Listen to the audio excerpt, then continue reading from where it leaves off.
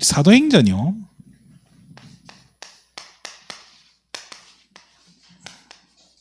사도행전이 지금 예수님께서 부활하시면서요. 부활하셔서 어디에 제자들을 모았죠? 감람산이라고 하죠. 감람원이라고 하는. 감람이 올리브예요. 그러니까 올리브 마운틴이죠. 그죠? 여기에서 이제 시작된 거죠. 여기서 시작된 이 메시지를 주고 가셨는데 이제 이 성도들이 어디에 모인 거예요? 마가다락방에 모인 거죠. 그죠? 이 마가다락방에 모인 이것이 뭐가 됩니까? 초대교회가 되는 겁니다. 초대교회가 됩니다. 자, 이 예수님께서 감람산에서 40일간 메시지를 주고 이 메시지를 받은 이 120명의 성도들이 마가다락방에 모여서 집중한 거예요. 그죠? 여기에서 성령 충만함을 덧입고, 그죠? 여기서부터 이제 교회가 시작된 거예요. 당시에 성전은 그대로 있었어요. 그러니까 예루살렘 성전은 그대로 아직 있었잖아요. 그죠? 성전은 그대로 있지만 곳곳에 이제 교회가 세워지게 되는 시간표란 말이에요. 근데 이 사역이 이게 지금 사도행전 2장에 성령이 충만함이 임하고 3장에 안전뱅이도 일어나고, 그죠? 4장에 베드로와 요한이 법정에 서서 이 예수 말고 다른 이름 없다라고 선포하게 되고 막 그런 제자들이 일어나고 막 수많은 사람들이 예수 믿게 되는 그런 기적들이 일어나죠. 그죠? 그런데 이 일들이 지금 누구의 사역입니까? 베드로와 요한의 사역입니까? 제자들의 사역입니까? 사도들의 사역입니까? 아니죠. 이 사역 자체가 결국엔 누구 사역입니까? 하나님의 사역인 거예요. 지금 하나님께서 이 일을 하고 계시는 거예요. 예수님이 분명히 그랬잖아요. 내가 떠난 후에 보혜사 성령을 너에게 보내주리라 라고 얘기해요. 그 성령께서 오셔서 하시는 그 사역인 거예요. 그렇죠? 이게 성령의 역사인 거예요. 안전뱅이 일어난 게 뭐 베드로 요한의 사역이 아니잖아요. 성령의 역사란 말이에요. 이 성령께서 일하시고 하나님의 사역이 되니까 이제 이게 굉장히 강력하게 힘을 얻기 시작하고요. 이게 이제 사역이 이제 확산되어진단 말이에요. 그러니까 여기에 이 사역에 하나님이 이제 누구를 사용하는 거예요? 제자들을 사용하고, 그다음 또 사역자들 뭐 이렇게 증인들을 사용한단 말이에요. 성도들을 사용해서 이제 이 하나님이 이 사람들을 활용하는 거예요. 활용하시는 중에 이게 활용해서 이 제자들이 가는 곳마다 뭐가 일어나는 거예요? 하나님의 나라의 일이 일어나는 거예요. 하나님 나라의 일이 일어나는 거예요. 그게 어떻게 보면 기적으로 표현되기도 하고 안전뱅이 일어나는 사건들처럼 또 막 뭐 15개 국어 방언으로 막 말하게 되어지는 이걸 하나님 나라의 일이란 말이에요. 쉽게 말해 뭐예요? 이 지금 뭐 때문에 이 하나님 나라의 일이 일어나고 뭐 때문에 기적들이 일어나고 막 이상한 일이 일어나죠? 복음 때문인 거예요. 복음 때문인 거죠. 이 제자들이요, 복음의 맛을 봐버린 거예요. 복음의 뭐를 체험한 거예요? 가치를 체험한 거예요. 복음의 가치를 체험을 해버린 거예요.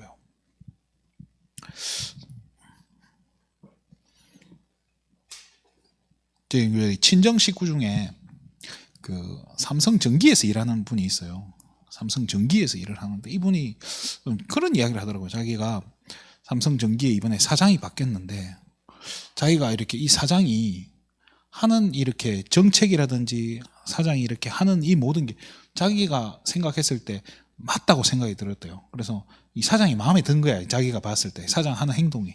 그래서 자기가 뭘 했냐니까 삼성전기 주식을 샀다는 거예요. 그렇구나. 이 회사의 가치를 이 나름의 이 가치를 알고 이 회사에 대해서 뭔가를 이렇게 할 줄 아는 이 사장이 선 걸 보면서 이 회사가 잘 될 거라는 어떤 희망을 가지잖아요. 그러니까 그 사람이 거기에다 투자를 하는 거예요. 이 초대교회 성도들이 뭘 했냐? 복음의 가치를 알아버린 거예요. 이게 지금 최고의 가치구나라는 걸 깨달아버린 거예요. 그래서 이 사람들은 뭐 주식을 투자한 게 아니고 뭘 했죠? 집을 팔아버려요. 왜? 그렇잖아요. 우리가 눈에 보이는 뭐 물질이라든지 이런 거 다 소중하잖아요. 돈 뭐 가치 없습니까? 다 필요하잖아요. 그런데 그게 지금 중요한 게 아니라 그 무엇보다 이 복음이 가장 가치 있다는 게 여기 완전히 답을 내버린 거예요. 결론이 나버린 거예요. 그러니까 재산을 갖다 바치는 거예요. 사도행전 4장에 그 맨 마지막 부분에 보면 이 바나바라는 사람은 진짜 자기 소유를 다 팔아가지고 갖다 바쳐버렸다니까요. 이 사람이 나중에 뭐가 되죠? 안디옥 교회 담당자가 되는 거예요. 그러면 뭐 때문에 어떻게 해서 이렇게 진짜 모든 거를 팔아가지고 그 소유를 다 팔고 바치고 뭐 부동산이고 뭐 있는 거 없는 거 다 팔아가지고 교회에다 어떻게 그렇게 다 했겠냐는 거예요. 뭐 얼마나 이 복음이 가치가 이게 확인이 됐으면, 얼마나 이 복음의 가치가 이렇게 체험이 됐으면 그 정도까지 했겠냐는 거예요. 그 옛날에 그 개그맨 서세원 씨 알죠? 이 사람이 그 진짜 옛날에 그 교회 목사 멱살 잡고 그랬다잖아요. 내 헌금 뱉어내라고. 우리 마누라가 교회 낸 헌금 다 뱉어내라고. 그래 멱살 잡고 그랬다잖아요. 그 사람이 왜 그랬겠습니까? 왜 목사 보고 헌금 내놓으라 했겠습니까? 가치를 모르는 거예요. 복음의 가치가 전혀 없는 거예요. 나중에 심지어 그 사람이 목사 안수까지 받아요. 서세원 씨가 목사 안수까지 받는데 복음의 가치를 모르잖아요. 그러니까 그 목회가 되겠어요. 이 초대교회 성도들은요, 복음의 가치를 완전히 체험을 해버린 거예요. 맛을 봐버린 거예요. 그러니까 이게요, 다른 것 다 필요 없는 거예요. 복음 외에 다른 게 필요가 없는 거예요. 재산이고 뭐고 필요가 없는 거예요. 그러니까 뭐 다 팔아가지고 이 세계복음화를 위해 쓰자 하고 다 그냥 몰아넣어버린 거예요. 올인하는 거죠. 그죠? 오늘 제목을요, 믿음의 분량에 대해서, 분량대로라는 제목으로 간단히 말씀을 전하도록 하겠습니다. 지금 이런 상황 속에서 이 사람, 이런 가치를 아니까 사람들이 막 재산을 갖다 바치는 이런, 진짜 오늘날에 있어서는 어처구니 없는 일이에요. 그러기 진짜 뭐 누가 이런 일을 할 수 있겠습니까? 이런 상황 속에서 지금 아나니아 삽비라 사건이 일어난 거예요. 자, 본문 1절에 2절에 보면요, 재산 중에 재산을 팔았는데, 그죠? 그 중에 얼마를 감추었다라고 나와요. 어느 정도, 한 절반 정도로 감춰버린 거죠. 그죠? 근데 이것을 지금 베드로가 알았다는 거예요. 하나님이 속지 않는 거죠. 아는 거예요. 그러니까 이거를 알고 베드로가 뭐라고 하죠? 어찌하여 사탄이 네 안에 가득하느냐라고 무서운 이야기를 해요. 자, 그러면서 이 사탄이 가득한 증거가 뭐죠? 성령을 속이려 한다는 거예요. 성령을 속인다는 거예요. 그리고 나중에 9절입니까? 거기 보면은 주의 영을 어떻게 시험하느냐라고 지금 굉장히 지금 무서운 이야기를 하죠. 그죠? 이런 얘기를 듣고 그러면서 4절에 보면요, 하나님께 뭐 했다고요? 거짓말한 거다. 하나님께 거짓말한 거다. 그래서 이 누가 그래도 뭐 쌍묘의 비극이라 안 합니까? 아나니아 삽비라가 단 3시간 만에 뭐요? 같이 죽는 거예요. 자, 이 사건 때문에 온 교회가, 초대교회 온 성도들이 두려워했고, 이게 지금 소문이 나겠습니까? 안 나겠습니까? 어마어마하게 지금 막 난리가 난단 말이에요. 자, 하나님의 사역이에요. 지금 초대교회가 지금 이 확산되어지고 교회가 세워지고 하나님 나라 지금 확장되어가는 이 사역은, 이 세계복음화 사역은 하나님께서 하시는 사역이에요. 지금 어설프게 이래가지고는 하나님 지금 이걸 속일 수가 없는 거예요. 하나님 사역을 방해했다, 하나님 가만 놔두지 않는 거예요. 방해할 수도 없고요. 근데 그럼 왜 그러면 아나니아 삽비라는 이렇게 어처구니 없는 실수를 하고 이런 진짜 재앙이 일어났는 거예요. 하루아침에 부부가 다 죽었어요. 얼마나 재앙입니까? 왜 그렇습니까? 이 사단이요, 살아있는 거예요. 사단은 끝없이 틈을 노리는 거예요. 저와 여러분이 복음 듣고 구원받아 하나님 전했어. 맞잖아요. 구원을 받았어요. 자, 그런데 구원을 받았는데 우리의 구원받기 전에 상태가 어떻습니까? 복음 받기 전에는 뭐예요? 그죠? 이게 6이고 혼이고 0이란 말이에요. 이 0이 완전 죽은 상황이었어요. 0이 죽었으니까 어떻게 돼요? 이 자꾸 이렇게 죽은 0이 자꾸 이렇게 뭐 전염이 된다. 뭐 이 표현이 이상한데요. 계속 전이가 되는 거예요. 그 점점 육신까지 이게 장악을 하는 거예요. 정신을 장악하고 육신까지 장악하는 이 상황 속에서 저와 여러분이 복음 듣고 구원을 받은 순간 뭐가 돼요? 죽은 영이 살아버렸단 말이에요. 그렇잖아요. 영이 살았어요. 문제는 뭐냐? 영은 살았는데 우리 이런 이 균열들은 아직 그대로 남아있는 거예요. 이게 뭐가 되는 거예요? 이게 틈이 되는 거잖아요. 그죠? 사단은요, 이 틈을 뭘로, 통로로 이용하는 거예요. 쉽게 말해, 저와 여러분의 뭐예요? 연약한 부분인 거예요. 우리가 이렇게 연약한 부분이 없을 수가 없거든요, 사람이. 모든 부분에서 다 완벽하고, 그게 사람입니까? 사람은 그럴 수가 없어요, 우리 인간은요. 그래서 항상 어딘가 연약하고 한계가 있단 말이에요.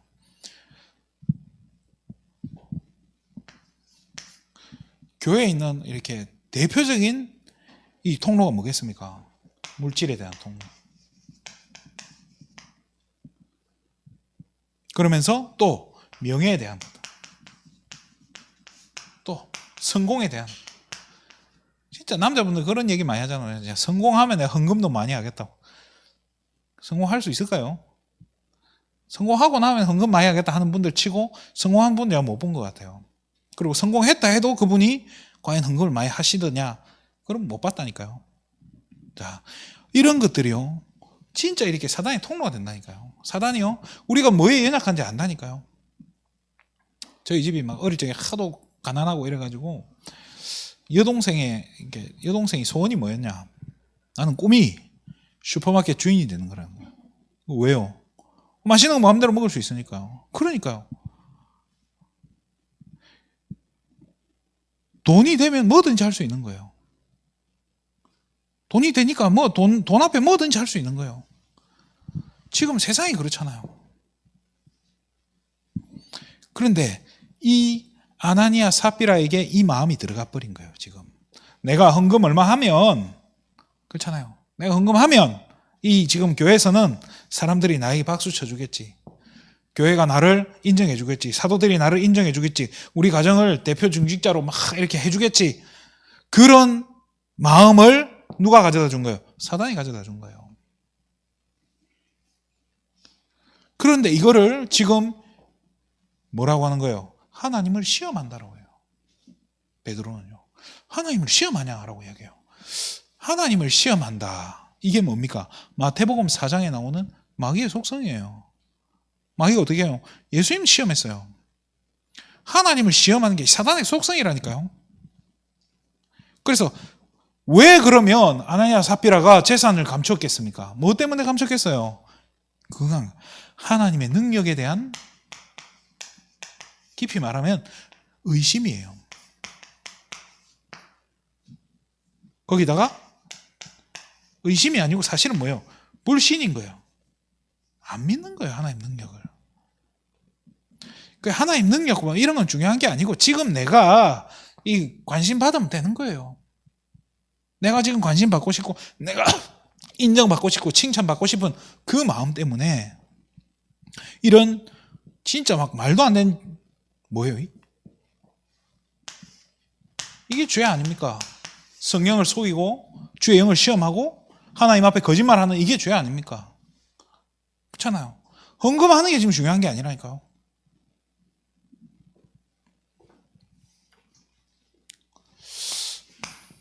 왜 그렇습니까?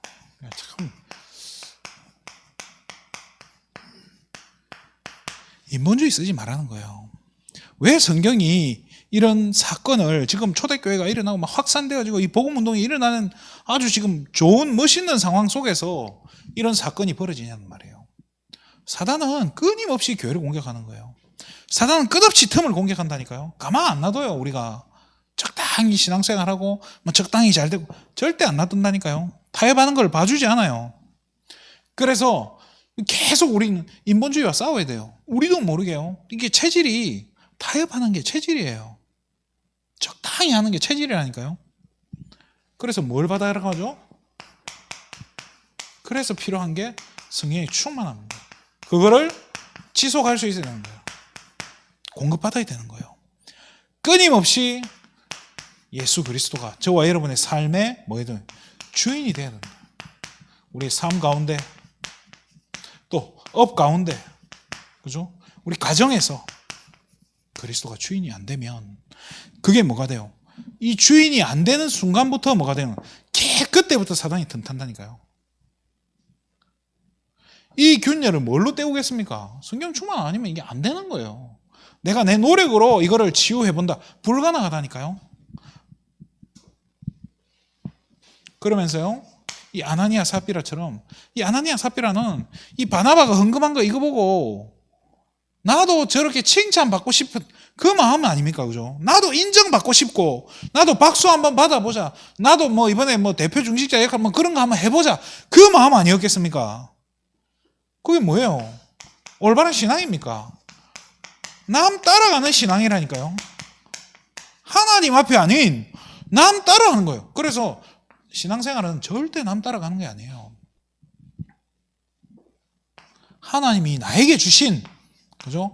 나에게 주신 그 분량대로 하는 거예요. 그릇대로 하라는 거예요.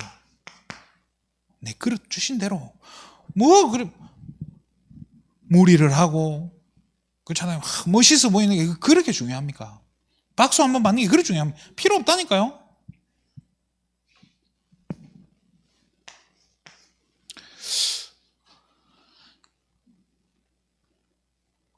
그래서 저와 여러분이 끊임없이 해야 되는 게 이 영적 싸움이에요. 성령 충만 입으려고 하니까 이게 영적 싸움 해야 되는 거예요. 데살로니가전서 5장 19절이죠. 이게 뭐라고 하냐면 성령을 소멸치 마라라고 얘기해요. 소멸한다는 게 뭡니까? 신앙생활 오래 하신 분들은 이렇게 그 율법 이런 걸 좀 이렇게 율법적인 교회에서 신앙생활 오래 하신 분들은 성령 소멸죄 뭐 최고의 죄로 생각하시거든요. 뭐 틀린 말 아니잖아요. 그럼 성령을 소멸시킨다는 게 뭡니까? 하나님께서 하시는 이 일을, 하나님의 사역을 하나님께서 인도해 가시고 하나님께서 응답하시고 하나님께서 하시는 그 일을 부정하고 막아버리는 거예요. 그렇잖아요. 이게 지금 성령께서 우리 교회를 인도하고 계시는데, 성령께서 우리 삶을 인도하고 계시는데 그걸 내가 부정하고 거기에 반기를 드는 그게 성령을 소멸시키는 거예요. 우리는 순간순간 성령을 소멸시키고 있어요. 사실은 하나님께서 우리에게 주신 방향이 있는데 우리 순간순간 불신앙하잖아요. 그걸 하나님께서 인도해 가신 그거를 우리는 결박시키고 있다니까요. 그게 우리 모습인 거예요. 성령의 인도와 역사를 인도를 잘 받으면 되는데, 성령 인도 받아야 되는데, 그 인도 받는데 우리는 순간순간 우리 안에 불신앙과 우리 체질이요, 그 인도를 막는 거란 말이에요. 그걸 성령을 소멸시킨다는 거예요. 그래서 어떻게 해줘? 히브리서 12장 4절에 보면요, 죄와 싸우라는 거예요. 죄와 싸움해라는 거예요. 어느 정도요? 피 흘리기까지 싸우라고 하는 거예요. 그래서 성령 인도 받아야 된다는 거예요. 인본주의 쓰지 말라는 거예요. 인본주의만큼 편한 게 없어요. 적당히 타협하고 적당히 되는 대로 막.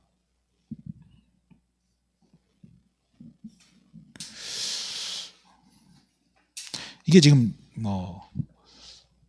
지금 여러분이 그렇다, 우리가 그렇다, 그 얘기가 아니에요. 지금 이게 성경의 흐름대로 지금 인도받는 부분입니다.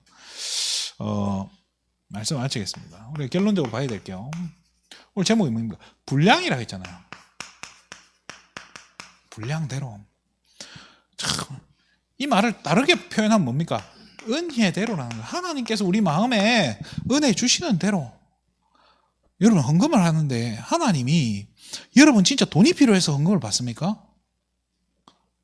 아니잖아요. 뭐가 필요합니까? 하나님은 뭘 보신다고요? 중심을 보신다고 했어요. 우리의 마음 중심을 하나님 받으시는 거예요. 그래서 성경에 보면 그 두렛돈 낸 여자 나오잖아요. 그걸 보고 예수님 뭐라고 하죠? 저 여자는 가진 바 전부를 다 낸 거다. 훨씬 가치 있게 하나님 보신단 말이에요. 은혜 주시는 대로 하는 거예요. 이게요, 이 내게 지금 은혜가 안 되는데 내가 이거 하고 막, 이 막 분위기가 막 그런데. 그런 게 진짜 조심해야 되는 게, 그래서 뭐 임직식이나 이런 거 보세요. 왜 임직식을 하는데 돈을 내야 되죠? 어떤 교회는 아예 책정을 해놓잖아요. 얼마, 이렇게. 제가 봤을 때, 은혜대로 하면 되는 것 같아요. 은혜 받은 성도님이고, 진짜 우리가 은혜 받으면, 여러분, 예물 드릴 때, 은혜 되는 대로 되지 안 됩니까? 그러니까 제가 군대를 갔는데, 진짜 막 군대를 갔는데 제가 이게 훈련소에서 너무 힘든 거예요. 훈련소 가서 막 6개월 훈련을 하는데 죽겠더라니까요. 하다가 내가 난 못하겠다고 손 들었어요. 손 들어. 나 진짜 못하겠다고 그랬더니 조교가 이것도 못하냐는, 그때 그 굉장히 그 경멸스러운 눈빛으로 저를 쳐다보면서 저쪽에 가 있으라는 거예요. 앉아있는데 막 자존심이 너무 상하는 거예요. 나 이게 뭐냐고. 그런데 진짜 참 이렇게 안타까운 일이, 훈련소 끝나고 이제 6주 지나면 자대를 가잖아요. 자대 갔는데 한 달 있다가 또 유격을 한다는 거예요. 야, 이건 뭐, 지금, 뭐, 아무리 피할 수 없으면 즐기라고 하지만은, 지금 훈련소 유격하고, 이렇게 자대 유격하고, 우리 강 집사님 아시잖아요. 이게 완전 다른 거거든요. 클래스가 달라요. 그런데, 갔는데 이게, 진짜 너무 두렵더라니까요. 근데 어떡합니까? 또 그날, 그 전날 비가 왔어. 운동장이 완전 뻘밭이었거든요. 가자마자 막 입에 단내가 나도록 구르는 거예요. 하루 종일 구르고. 그러니까 일주일 하거든요. 그러니까 한 이틀, 3일째 하고 있는데 계속 구르고 있는데 3일째 막 구르고 있으니까 속으로 어떤 생각이 드냐니까. 이제 제 마음속에 어떤 마음이 드냐. 할만하네. 이 생각이 드는 거예요. 이상하게. 분명히 훈련소 때는 퍼져가지고 도저히 못하게 막 토할 것 같고 이러면 못하겠는데 자대 가니까 이게 버텨지더라니까요. 그때 제 마음속에 번개같이 드는 생각이 뭐였냐면, 누군가 나를 놓고 기도하고 있구나 생각이 드는 거예요. 그때 제가요, 진짜 하나님이 지금 이 순간에 나와 함께하고 계시고 나를 인도하고 계시는구나. 그렇게 해서 그 주 이제 유격을 마치고 그 다음날 주일 아닙니까? 교회에 갔는데 제가 헌금을 얼마 했겠습니까? 헌금을 했겠습니까? 안 했겠습니까? 제가 가진 바 전부 10,000원. 그렇죠. 이등병 19,600원 받을 때인데 그때 제가 10,000원을 헌금을 했어요. 근데 제가 그때 제 마음에 그냥 너무 오래 감사해서 한 거였어요. 진짜 감사하니까 되잖아요. 좀 해라 마라, 지금 헌금하라 마라 얘기가 아니에요. 분량대로 하라는 거예요. 마태복음 17장에 보면요, 이 세금에 대해서, 성전세에 대해서 예수님이 사람들이 따진다니까요.